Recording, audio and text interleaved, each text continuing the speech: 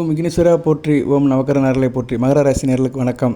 மகர ராசி நேயர்களுக்கு இந்த வீடியோ பதிவில் கடனை திருப்பி அடைக்கிறதுக்கு ஒரு சின்ன தாந்திரிய பரிகாரம் சொல்கிறேன். கடன் பட்டார் நெஞ்சம் போல் கலங்கினான் இலங்கை வேந்தன். ஒவ்வொருத்தருக்கும் கடன் இருக்கும், சரியா? கடன் எதுக்கு வாங்குகிறோம்னா, ஜாதகத்தில் ராசி லக்கணத்துக்கு 6 கூடிய கிரகம் வலிமையாக இருக்கும். லக்கணாதிபதியை காட்டிலும் ராசியாதிபதியை காட்டிலும் வலிமையாக இருக்கும். லக்கணத்துக்கு 75% வேல்யூ, ராசிக்கு 50% வேல்யூ. இப்போ மகர ராசினா உங்கள் ராசிநாதன் சனி பகவானை காட்டிலும் புதன் வலுத்திருப்பார், சரியா? ராசியில் புதன் வலுத்தவங்களுக்கு அவங்க நாளில் கடன் இருக்கும். அது குறிப்பாக அந்த ராகு திசை புதன் புத்தி, சனி திசை புதன் புத்தி, குரு திசை புதன் புத்தியில் கடனை கொடுப்பார். அதாவது உங்கள் வாழ்க்கைக்காக கொடுப்பார். ராசிங்கிறது என்ன, மனம் உடல் தானே. நீங்கள் மனதாலும் உடலாலும் பட்ட கடனுக்கு அது எந்த வகையிலும் பட்டுக்கலாம். மன சந்தோஷத்துக்காகவும் உடல் சந்தோஷத்துக்காகவும் இல்லைன்னா உடல் தேவைக்காகவும் நம்ம பட்ட கடன்கள். ஒவ்வொரு மனிதங்களும் ஒவ்வொரு விதமாக கடன் வாங்குவாங்க. சில பேர் பெத்த பிள்ளைக்காக வாங்குவாங்க, படிப்புக்காக வாங்குவாங்க, திருமணத்துக்காக வாங்குவாங்க. ஸோ அந்த கடன் எப்படி படுறாங்களோ அதையும் சொல்லலாம்.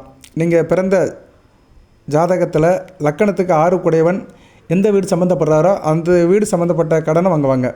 இப்போ நீங்கள் ஒரு லக்கணம் பிறந்திருக்கீங்க, மகர ராசி மேச லக்கணம். 6 கூடையவன் யார்? புதன். 7ஆம் வீடு சம்மந்தப்படுறாரு, இல்லை சுக்கிரன் கூட சம்மந்தப்படுறாருன்னா பிள்ளையோடைய திருமணத்துக்காக வாங்குவீங்க. இல்லைன்னா உங்கள் பிள்ளைகளோட இல்லைன்னா உங்கள் திருமணத்துக்காக கடன் வாங்குவீங்க. 7ஆம் இடங்கிறது திருமணத்தை தான் குறிக்கும், சரியா? கூட்டாளி, திருமணம், லைஃப் பார்ட்னர், இவங்க விஷயத்துக்காக கடன் வாங்குவாங்க. ஸோ 6ஆம் அதிபதி அவர் எந்த வீடு சம்மந்தப்படுறாரோ அந்த வீட்டு ஆதிபத்தியத்துக்காக கடன் வாங்குவாங்க. அந்த வீட்டு தேவைக்காக கடன் வாங்குவாங்க. ஒவ்வொரு வீட்டுக்கும் ஒரு தேவை இருக்குது. 1ஆம் இடங்குது அந்த ஜாதகர், 2ஆம் இடங்குது குடும்பம், படிப்பு, ஆரம்ப கல்வி, 3ஆம் இடம் தம்பி தங்கச்சிக்காக வாங்குறது, தங்கச்சி கல்யாணத்துக்காக கடன் வாங்குறது. ஸோ இப்படி ஒவ்வொரு மனிதருக்கும் ஒவ்வொரு விதமான அமைப்புக்காக கடன் வாங்குவாங்க. 10ஆம் இடம்னா தொழில் வியாபாரத்துக்காக கடன் வாங்குவாங்க. 6ஆம் இடம்னா உத்தியோகத்துக்காக, அரசாங்க வேலைக்காக, அரசாங்க வேலைக்கு பணம் கட்டணும்னு சொல்லி கடன் வாங்கி வேறு இடத்துல கடன் வாங்கி அதை பணத்தை கட்டி அரசாங்க வேலையை வாங்குறது. ஸோ எப்படியோ ஒரு மனிதன் கடன் பெறதுக்கு 6ஆம் இடம் காரணமாக இருக்குது. 6ஆம் இடமும் 6 கூடையவனும். இதுக்கு முக்கியமான கிரகம் சனி பகவான். சனி பகவான் தான் கடனுக்கு உள்ள கிரகம். சனி பகவான் ஜனன ஜாதகத்தில் ரொம்ப வலுத்து இருந்து 6ஆம் இடத்தோட தொடர்பு கொண்டு வலுத்து இருந்தார்னா கண்டிப்பாக கடன் வாங்குவாங்க. சனி பகவான் 6ஆம் இடத்தோட ஆட்சி உச்சம் வரக்கூடாது. ஆட்சி உச்சம் பெற்றால் கண்டிப்பாக கடன் வாங்குவாங்க. உதாரணத்துக்கு சொல்கிறேன், நீங்கள் மகர ராசி ரிஷப லக்கணம்.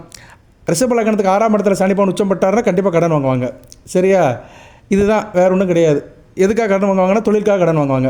ஏன்னா ராசிக்கு 10ஆம் இடம், லக்கணத்துக்கு 6ஆம் இடம், முடிஞ்சு போச்சு. தொழிலுக்காக இவங்க கடன் வாங்குவாங்க. கண்டிப்பாக அந்த சனி தசாபுத்தி காலத்தில் வாங்குவாங்க. ராகு திசை சனி புத்தி, செவ்வாய் திசை சனி புத்தி, இந்த காலகட்டத்தில் கண்டிப்பாக கடன் வாங்குவாங்க. செவ்வாய் திசை சனி புத்திங்கிறது கொஞ்சம் வயசில் நடக்கும். ராகு திசை சனி புத்தி, குரு திசை சனி புத்தியில் கண்டிப்பாக கடன் வாங்குவாங்க. அது ரிஷப லக்கணத்துக்கு கண்டிப்பாக குரு திசை சனி புத்தி கடன் வாங்கி ஆவாங்க. ஏன்னா குரு லக்கணத்துக்கு 8 கூடையவன், ராசிக்கு 12 கூடையவன். கடன் வாங்கி ஊரை விட்டு ஓட வச்சுருவார். இவ்வளோ தான் ஜோதிடம், முடிஞ்சு போச்சு. ஒரே வரி. மகர ராசி ரிஷப லக்கணம், 6ஆம் இடத்துல சனி பகவான் நேர் வலுப்பட்டு உச்சம் பெற்றிருப்பார் துலாமில். கண்டிப்பாக குரு திசை சனி புத்தியில் இவங்க கண்டிப்பாக கடன் வாங்கிடுவாங்க, சரியா? கடன் வாங்கி தாங்க முடியாத மன உளைச்சலுக்கு ஆளாயிருவாங்க. ஸோ இப்படி ஒரு தனி மனிதனுக்கு கடன் ஜனன ஜாதக ரீதியாக பார்த்தாலே சொல்லிடலாம், சரியா? 6ஆம் இடமும் சனி பகவானையும் பார்த்து சொல்லிடலாம். சரி சார், இதெல்லாம் ஒரு பக்கம் இருக்குது, எனக்கு கடன் இருக்குது சார், நான் எப்படி சார் தீர்க்கிறது அப்படின்னா அதுக்கும் சில பரிகாரம் இருக்குது, வழிபாடு இருக்குது. அது நிறையா இருக்குது. அதில் முக்கியமான ஒன்றை சொல்கிறேன் நான், சரியா? அதை மைத்திரிய முகூர்த்தம் அப்படிம்பாங்க. மைத்திரிய முகூர்த்தம்னா அப்படின்னா அசுபதி நட்சத்திரம் வர்ற அன்றைக்கி மேச லக்கணத்தில் கடனை திருப்பி கொடுக்கணும். அதாவது அசுபதி நட்சத்திரம் மாதத்துக்கு ஒரு தடவை வரும். 27 நட்சத்திரத்தில் ஒரு நட்சத்திரம் அசுபதி நட்சத்திரம். அன்றைக்கி மேச லக்கணம் வரும்போது அந்நேரம் அதை திருப்பி கொடுக்கணும். டெய்லி மேச லக்கணம் வரும், 2 மணி நேரம் மேச லக்கணம் இருக்கும். ஆனால் இது எல்லாராலும் சாமானியப்பட்ட ஆளுகளெல்லாம் செய்ய முடியாது. ஒரு ஜோதிடர்கிட்ட குறிப்பு வாங்கி தான் செய்ய முடியும். இல்லைனா விருச்சிக லக்கணத்தில் அனுச நட்சத்திரம் வர அன்றைக்கி கொடுக்கலாம். ஸோ மேசம் விருச்சிகம் லக்கணம் இருக்கிற நேரம் நம்ம கடனை திருப்பி கொடுத்தோம்னா நல்ல விதமாக பார்க்கப்படுகிறது. இதுக்கு என்ன பண்ணோம்னா, ஒரு ஜாதகர்கிட்ட, ஒரு ஜோசியர்கிட்ட ஜாதகத்தை காட்டணும், இல்லைனா அதை தெரிஞ்சு வச்சுக்கணும்.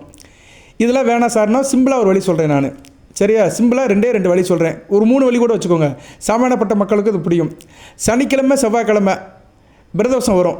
சனி பிரதோஷம் ரொம்ப முக்கியம். அதுமாதிரி செவ்வாய்க்கிழமை வர பிரதோஷம் அன்றைக்கி அந்த பிரதோஷ டயத்தில் கடனை திருப்பி கொடுத்துருங்க, சரியா? 4 to 6 கடனை திருப்பி கொடுத்தீங்கன்னா கடன் சீக்கிரம் அடைஞ்சிடும். கடன் வாங்க முடியாத சூழ்நிலை வரும் சனி அல்லது செவ்வாய்க்கிழமை. அடுத்து இன்னொன்று இருக்குது. என்ன சார் அப்படின்னோம்னா, செவ்வாய்க்கிழமை மதியம் 1 to 2 கடனை திருப்பி கொடுத்துடணும். செவ்வாய்க்கிழமை மதியம் 1 to 2 கடனை திருப்பி செவ்வாய் உரையில் திருப்பி கொடுத்துட்டீங்கன்னா கடன் சீக்கிரம் அடைஞ்சிடும், கடன் வாங்க முடியாத சூழ்நிலை இருக்கும். இன்னொன்று ஒரு தாந்திரிக பரிகாரம் இருக்குது. என்ன பரிகாரம் சார் அப்படின்னா, இது முக்கியமானது. இது ஈஸியாக நீங்கள் எல்லாம் செய்யலாம். நீங்கள் ஒரு வெள்ளை பேப்பர் எடுத்துக்கணும். சனிக்கிழமை இரவு 8 to 9 சனி உரையில் வெள்ளை பேப்பரில் உங்கள் பேரை எழுதிடணும். உங்கள் பேர் வந்து இப்போ ரஞ்சித் குமார்னா ரஞ்சித் குமார்னு எழுதிடணும். உங்களுக்கு எவ்வளோ கடன் இருக்குது? 6 லட்ச ரூபா கடன் இருக்குது. 6 லட்சம் எழுதிடணும். ரஞ்சித் குமார் 6 லட்சம் கடன் எழுதிட்டு அந்த பேப்பரில் என்ன பண்ணோம்னா வசம்பு இருக்குது பார்த்தீங்களா, பேர் சொல்லாதது வசம்பு, அது சின்ன பீஸை வச்சு மடித்து பொட்டணமாக வச்சிடணும். பொட்டணமாக வச்சு ஒரு இடத்துல வச்சுருங்க. பூஜை ரூமில் வைக்க வேண்டாம். ஒரு செல்ஃபு இல்லைனா ஒரு பீரோ எங்கேயோ ஒரு இடத்துல வச்சுருங்க. சரியா, தனியாக ஒரு இடத்துல வச்சுருங்க. அதை யார் கைப்பட வேண்டாம். ஒன்ஸ் அது பொட்டணம் போட்டுட்டிங்கன்னா தனியாக ஒரு இடத்துல வச்சுருங்க. அடுத்த சனிக்கிழமை எடுங்க. ஒரு வாரம் அப்படியே இருக்கட்டும். சரியா, இந்த சனிக்கிழமை வச்சிங்கன்னா அடுத்த சனிக்கிழமை அதே டயத்துக்கு எடுங்க. அந்த 8 to 9 அந்த சனி உரையில் எடுங்க. எடுத்து என்ன பண்ணுறீங்கன்னா அது 3 தடவை தொட்டு கும்பிட்டுட்டு நீங்கள் என்ன பண்ணுறீங்கன்னா வழிபாடு பண்ணணும். முருகப்பெருமானையும் மகாலட்சுமியும் நினச்சிக்கணும். ஏன்னா செவ்வாயும் சுக்கிரன் தான் கடனை அடைக்கிறவங்க.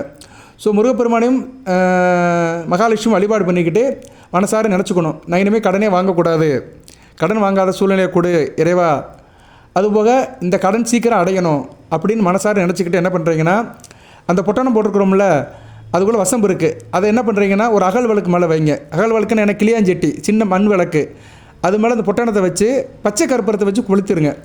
எங்கே கொளுத்தணும்னா வீட்டுக்கு முன்னாடி கொளுத்திடணும். சரியா, வீட்டை விட்டு வெளியே நடவாசலில் வச்சு அதை கொளுத்திட்டிங்கன்னா கடன் சீக்கிரம் அடைஞ்சு போயிடும். இது ஒரு தாந்திரிய பரிகாரம். சரியா நேர்களே, இந்த பரிகாரத்தை செய்யுங்க, சீக்கிரம் கடன் அடைஞ்சு போயிடும். சார் கடன் எப்படி சார் அடையும்? அதுக்குண்டான வழி கிடைக்கும். ஏதோ ஒரு ரூபத்தில் வந்து உங்களுக்கு பணம் வரும், கடனை சீக்கிரம் அடைச்சி நிம்மதியாக இருப்பீங்க. ஸோ இந்த தாந்திரிய பரிகாரத்தை செய்யுங்க. இது வந்து ஒரு பரிகாரம் தான், இது முக்கியமான பரிகாரம். சரியா, ஒரு வெள்ளை பேப்பரில் உங்கள் பேர் எவ்வளோ தொகையை கடனை எழுதிட்டு பொட்டணமாக மடித்து வச்சுருங்க. ஒரு வாரம் வெயிட் பண்ணணும். ஒரு சனிக்கிழமை வச்சிங்கன்னா மறு சனிக்கிழமை வரைக்கும் வெயிட் பண்ணணும். அடுத்த சனிக்கிழமை இரவு 8 to 9 சாமி கும்பிட்டுட்டு ஒரு 10 மணிக்கு வெளியே கிளியாஞ்சட்டியில் வச்சு அப்படியே பொருத்தி வச்சிடணும். பொறிச்சு வச்சுட்டிங்கன்னா உங்கள் கடன் பிரச்சனை சீக்கிரம் தீர்ந்து போயிடும். சரியா, கடன் பட்டார் நெஞ்சம் போல் கலைஞனால் இலங்கை வேந்தன் அப்படின்னு ஒரு வார்த்தை இருக்குது. அந்த வார்த்தையிலேருந்து வெளியே வந்துடலாம்.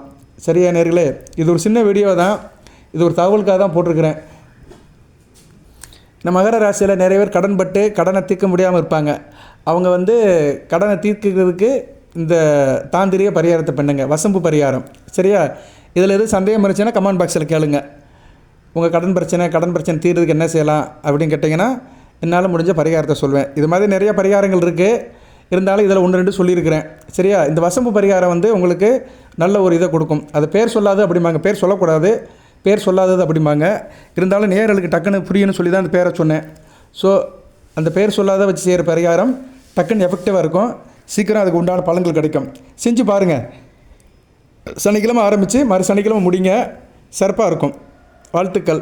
எல்லாம் வல்ல இறைவன் மகர ராசி நேயர்களுக்கு ஒரு கடன் இல்லாத சூழ்நிலை உருவாக்குவார். கடன் கப்பெல்லாம் அடித்து தேக ஆரோக்கியத்துடன் தீர்காயுடன் நீடுவோடு வாழ்க, நிறைந்த வளம் பெறுக. நன்றி நேயர்களே, வாழ்த்துக்கள்.